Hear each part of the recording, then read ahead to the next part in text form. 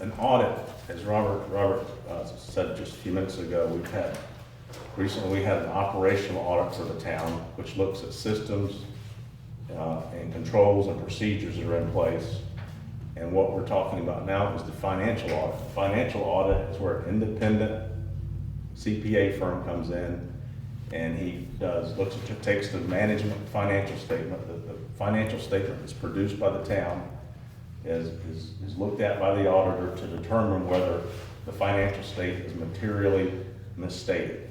If it's not materially misstated, the auditor will provide what's called an unqualified opinion, which means nothing's wrong.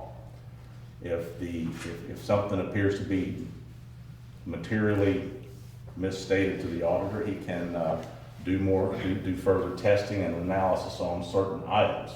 For example, let's say if we as a town thought we were getting shorted by the county on our fuel tax revenue every year. When we have our initial meeting with the auditor, we would say, Mr. Auditor, we're a little concerned with maybe we'd like you to look at the county formula for allocating fuel tax funds, and he would spend some time on that to make sure that revenue was recorded properly in our financial statement. That's part of the planning process that Robert talked about when you meet with the auditor. So the auditor has what's called professional judgment. He knows a town like ours has limited personnel, so delegation of duties is somewhat of a problem. You don't have 10 people to delegate party responsibilities to, so he takes all that into consideration when he does the testing of receivables and payables and revenue and reconciling check accounts. And during the audit, the auditor is going to make estimates, he's going to make projections, he's going to read grant documents to determine whether we're in compliance, and all that's professional judgment. And if at the end of the audit, he would sit down with our group and say, okay, I found these 3 or 4 items. I don't think you're maybe reporting your grant revenue properly compared to the documents I read.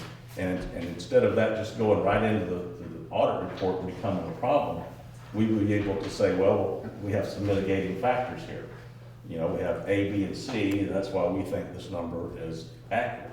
And so by the auditor bringing findings to the committee or to a group that's somewhat knowledgeable and can discuss the subject matter with him, sometimes that eliminates problems that may come up had you not had those discussions.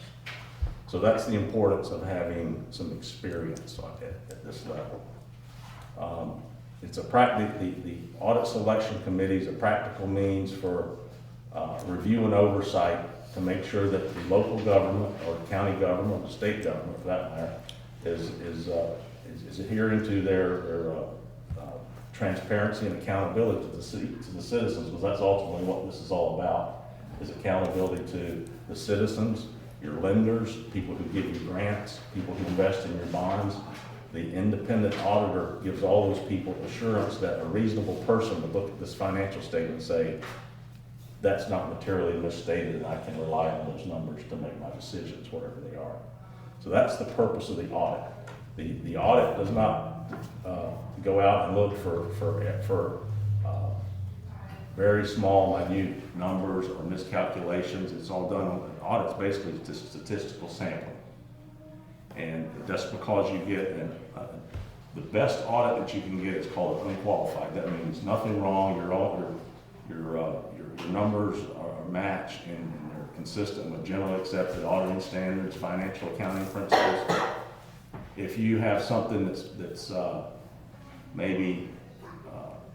just maybe a little misstatement, or maybe you interpreted a number wrong and your calculation of revenue was wrong, then the auditor might say everything looked good except this one situation. They miscalculated their water and sewer revenue, but it's really immaterial, and we think that really doesn't pose a hazard to a user of the financial statement.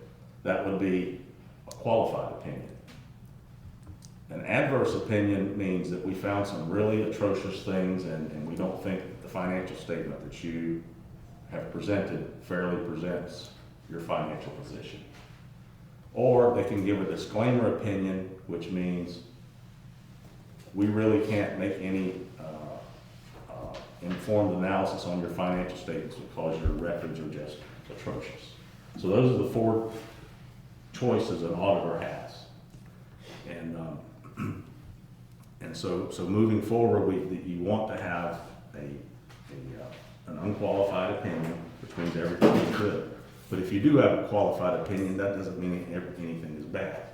But that's why we have a committee and to be a liaison between the auditor and the council, so the council doesn't get bogged down in things that maybe really weren't needless. Let's say we can boil it down for you and give you a synopsis of what the issues are, rather than you get caught up in the weeds of statistical sampling and things like that. So that's all I have to say. That's the overview of the audit process.